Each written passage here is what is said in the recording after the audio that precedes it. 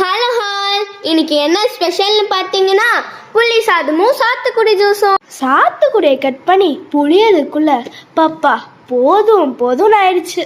கடாயை வச்சு அதில் எண்ணெய் ஊற்றி அது நல்லா காயிற வரையும் வெயிட் பண்ணி நம்ம ஸ்லைஸாக கட் பண்ணி வச்சுருக்கேன் பொட்டேட்டோஸை அதில் ஒன்றா உள்ளே போட்டுக்கலாம். வாவ், இந்த சிப்ஸ் ரொம்ப கிறிஸ்பியா இருக்கே. உங்களுக்கெல்லாம் ஒரு விஷயம் தெரியுமா? நானும் என் ஃப்ரெண்டும் விளையாடிட்டு இருக்கும் போது எங்கள் 2 பேருக்கும் திடீர்னு சண்டை வந்துச்சு.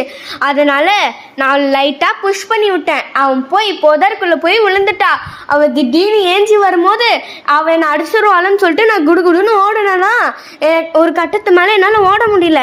அப்போ அவள் திடீர்னு ஒரு பக்கெட்டை தூக்கி மேலேயே அடிச்சா. ஆனால் நான் அதுலேருந்து எஸ்கேப் ஆகிட்டேன். அது மட்டும் இல்லாமல் என் ஃப்ரெண்டு வேற கேட்டா, உனக்கு எங்கேயாச்சும் வலிக்குதாடி அப்படின்னு கேட்டப்ப அவ சொன்னா, எனக்கு வலிக்கல, எனக்கு அரிக்கதான் செய்யுது அப்படின்னா.